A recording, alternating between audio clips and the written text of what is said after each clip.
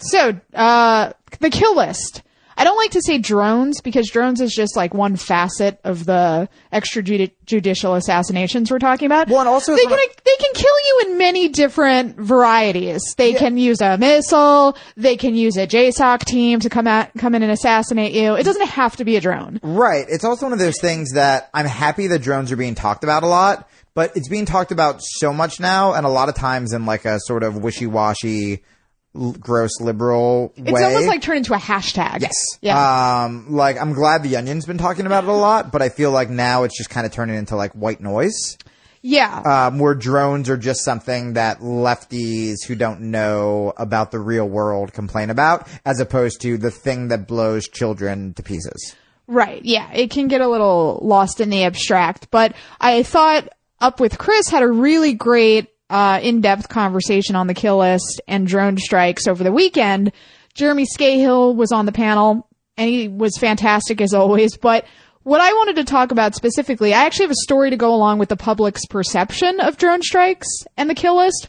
But I also wanted to talk about the insane, pardon the expression, but blowback that Scahill got on Twitter from just citing facts about drone strikes and not being really, I think the thing that set off people was he used this phrase, I think it was partisan Stockholm syndrome. That was pretty great. Which I think is a great way to phrase it, but it offended a lot of Obama supporters who were like, we're not stupid. We're not brainwashed. We just disagree with you. You know who says that? People with Stockholm syndrome. But here's the thing. Like, I'm going to give them the benefit of the doubt. Like, cause some of my peers are these people in this group who are enthusiastic Obama supporters. Ew, who? Sorry. I would say, I would go as far as saying it's ideologically inconsistent, bordering on hypocritical. No, it's hypocritical. I wouldn't say bordering on hypocritical. It's crazy. I mean, it's not crazy. It's crazy.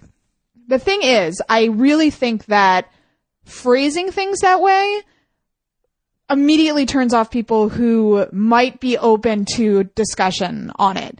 By saying you're crazy and you're stupid, who is going to listen to anything you say after that? And I'm not putting Jeremy in that category. No, you're putting me in this category. Yeah, I think calling people stupid and crazy isn't a way to approach I think when you the have discussion. You have 3 op-eds this week that came out. One in the New York Times by Jennifer Graham, one from some dude that I've never heard of that they read on Chris Hayes' show.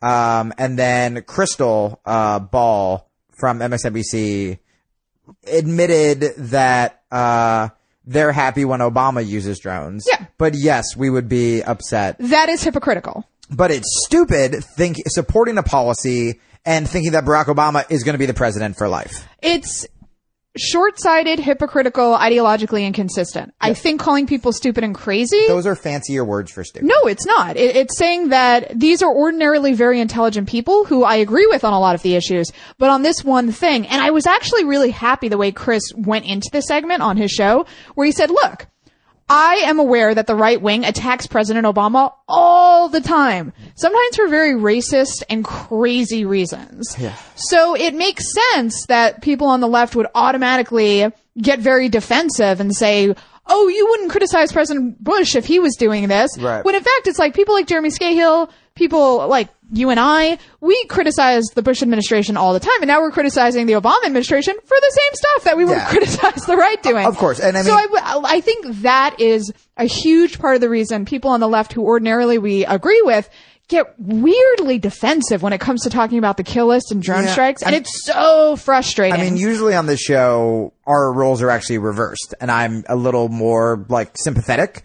I was just really mad this morning because I thought that Chris did such a good job of being like, I know you guys are going to want to get mad, and we never get as much blowback as we do when we talk about Obama and the kill list, but, like, let's just think about this. Let's just think about what's happening.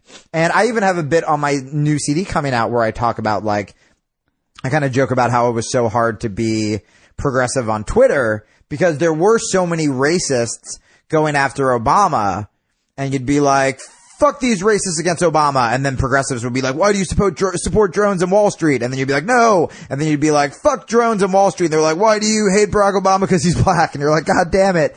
And it is really frustrating. But I mean, to me, it's also like just so selfish when, like I had this one guy who was much nicer and didn't seem stupid and seemed very sympathetic, who was like, yeah, but because you're a celebrity, you're just not helping the cause by talking about this. And it's like, what is more important? The election,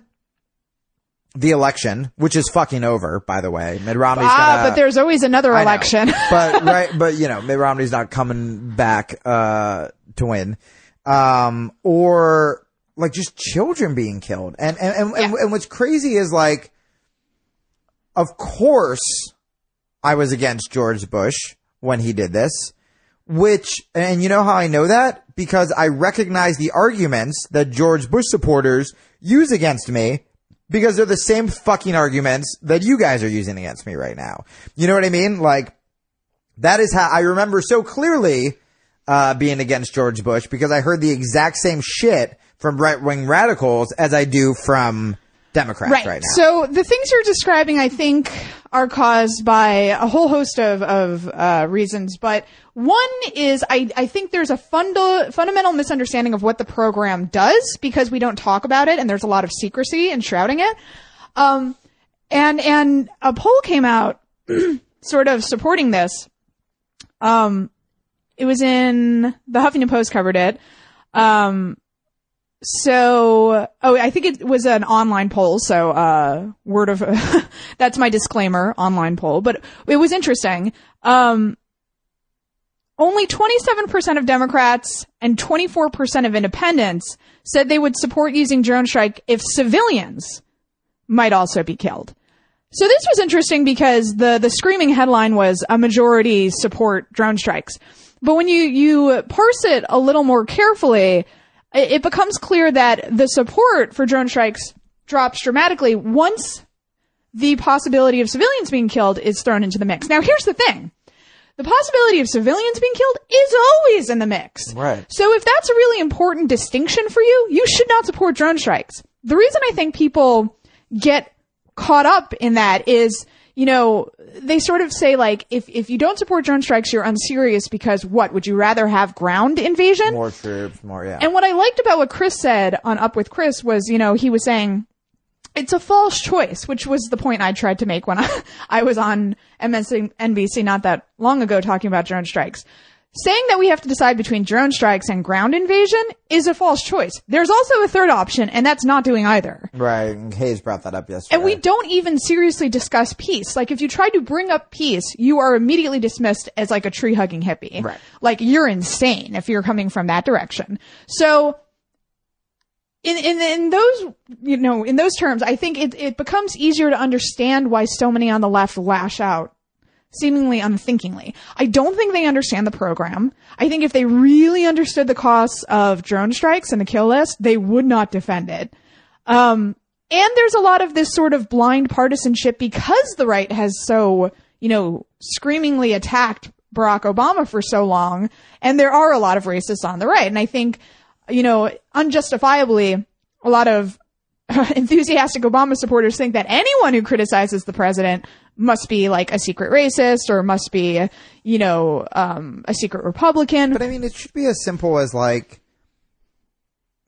it shouldn't be hard if instead of hero worship, I'll blame the media too, because the media always makes it seem like political issues aren't real issues that affect people, but it's just part of the game of politics, right? So we never hear about the people being killed with drones. We hear about the drone debate in Washington, or it's never about the people dying in Iraq. It's, this foreign policy debate in Congress. And because we're not dealing with actual issues and it just seems like it's a horse race, it seems like it's a sports game almost. I think people were just sort of brainwashed into supporting their team and supporting their side. Sure. So again, when Barack Obama does it, it's fine. Yep. When George Bush does it, it's bad. Because we never think about the actual consequences of these policies. In theory, it should be really fucking simple. And I think part of the reason it's not is because we don't have viable third parties in this country. So they feel like they're sort of trapped into supporting one team. But like, why can't you just support positions? You know what I mean? Why can't, if you were mad when George Bush did it, be mad when Barack Obama does it?